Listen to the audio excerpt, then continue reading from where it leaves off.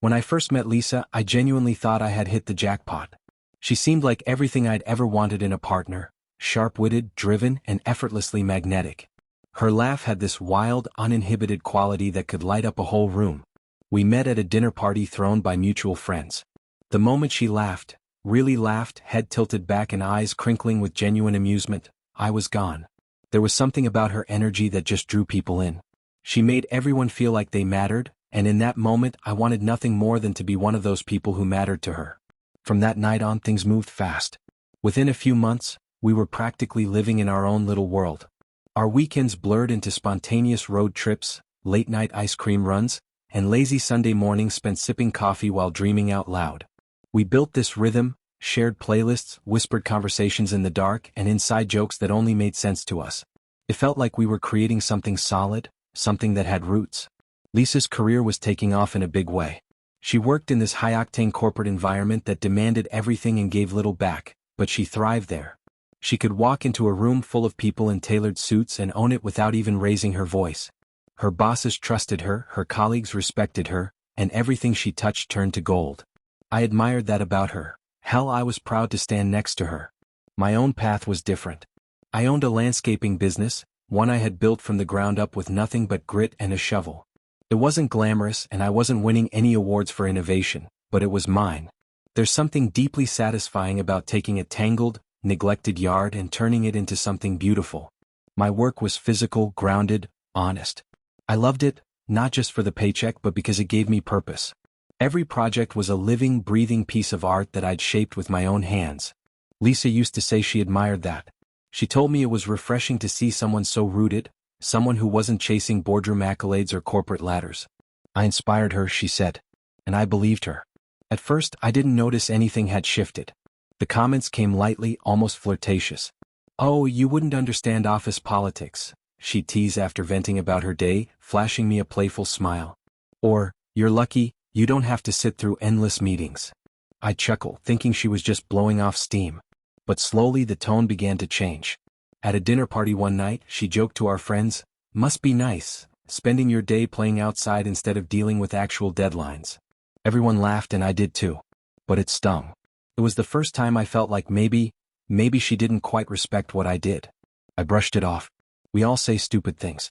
Maybe I was just being sensitive. But the comments kept coming. They became sharper, more frequent. I started to realize she didn't see what I did as real work. Not really. And still I loved her. I told myself she was just stressed, that she didn't mean it the way it sounded. I excused the jabs. I told myself over and over that love meant giving people grace. And then I proposed. It wasn't elaborate or flashy, just the two of us at home, surrounded by the quiet comfort of our everyday life. I poured my heart into it, told her exactly how much she meant to me, how excited I was to build a future together. She said yes. She smiled and kissed me, and for a while, it felt like everything was right again. But the cracks were already there. It all came to a head at one of her company's events, a black tie cocktail party held in some lavish downtown venue. The lighting was dim, a string quartet played near the windows, and waiters floated around with trays of canapés I couldn't even pronounce. Lisa was glowing with excitement. She said it would be a great way to introduce me to her world.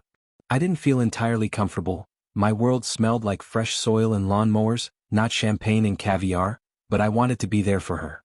I put on my best shirt, smoothed down my nerves, and walked in beside her. For the first hour or so, everything went fine. Lisa introduced me with her trademark charm, keeping a hand lightly on my back as she mingled. I smiled, made small talk, shook hands. Then came the question, "So, what do you do?" The guy asking was older, wearing a suit that probably cost more than my truck. "I run a landscaping business," I told him. "We specialize in designing outdoor spaces, turning raw land into something beautiful." His eyebrows lifted ever so slightly. The kind of lift that says more than words ever could. "Ah," he said, offering a smile that didn't quite reach his eyes. "That's nice." I shrugged it off. But the pattern repeated all night. Smiles that didn't match the words, nods that felt patronizing. And then Lisa made her own contribution. Someone asked how we'd met. I expected her to tell our usual story, the dinner party, the laugh, the instant spark. But instead she laughed and said, "Oh, he's my hard-working handyman." Everyone burst out laughing. I didn't. The night spiraled from there.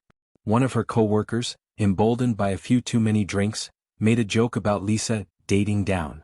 Lisa didn't flinch, didn't defend me. She laughed. Art. Then someone asked her if she thought my business would ever turn into something real. She smirked and said, maybe one day he'll be landscaping for CEOs instead of retirees. More laughter. But I wasn't laughing. I looked at Lisa, waiting, hoping for her to say something. Anything. But she was too busy basking in the attention. That was it. I leaned in close and said, I think I've had enough. I set down my drink and walked out. She followed me, confused, asking where I was going. Home, I said. You can explain why to your friends. The drive back was silent. My hands on the wheel, my jaw clenched. When we got home, I turned to her. What the hell was that? She looked genuinely baffled. What are you talking about? You know exactly what I'm talking about, I said. The way your coworkers mocked me. The way you joined in. She sighed, rolled her eyes. You're overreacting. It wasn't a big deal. I stared at her, hurt and anger colliding. Lisa, they treated me like a joke. And you stood there and laughed with them. Her face softened for a second, but then she delivered the final blow. It's not like your job is prestigious or anything. You mow lawns for a living. What do you expect people to say? That's when something inside me broke. Is that really all you think I do? I asked quietly. She didn't answer. I can't do this, I said. She crossed her arms. Do what? This, I said, gesturing between us. This relationship. This engagement. I can't marry someone who doesn't respect me. She shrugged. Fine. Maybe we shouldn't get married. Maybe we shouldn't, I said and slipped the engagement ring off her finger. The metal felt cold and heavy in my hand. I placed it on the counter. Goodbye, Lisa. And just like that, it was over. The days that followed were quiet and brutal. The wedding was canceled. The apartment felt foreign, her clothes gone, the air emptier. I'd catch myself expecting her to walk through the door or reach for my phone to share a meme, only to remember. She was gone. It wasn't the silence that hurt the most. It was the doubt. Had she ever really loved me? Or had I always just been a placeholder? Someone good enough for now but never good enough for forever? I buried myself in work. My landscaping business became more than a job, it was therapy. Creating beauty from chaos gave me a sense of control. Every satisfied client reminded me that I mattered. That my work had value even if Lisa never saw it. My friends rallied around me. My family was unwavering. My mom, never one to hold back, said, she's out of her damn mind. She didn't deserve you. And honestly, I started to believe it. I took up running again. Started journaling. Got serious about growth. Little by little, I came back to myself. Then, 6 months later, Lisa texted. Hey, it's Lisa. Can we talk? I hesitated. Then replied, what do you want? I want to apologize. We met at a coffee shop we used to go to. She looked tired, like life had knocked her around a bit. Thanks for meeting me, she said. What's this about, Lisa? I owe you an apology. For everything. For how I treated you. I was wrong. I let her talk. She said she hadn't realized how badly she'd hurt me. Said she got caught up in her own world. She looked down, fidgeted with her cup. I know it's too late. But I'm sorry.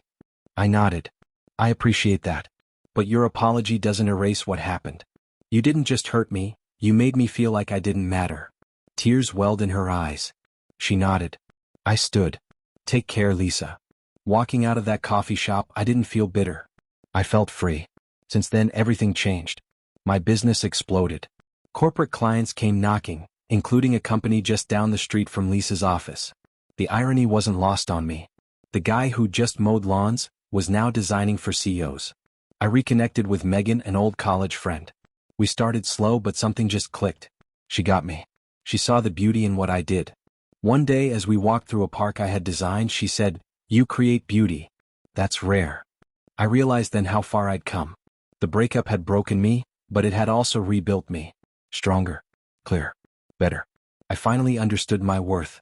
And to anyone out there who's ever felt small, unseen, or belittled, walk away. You deserve better. Always.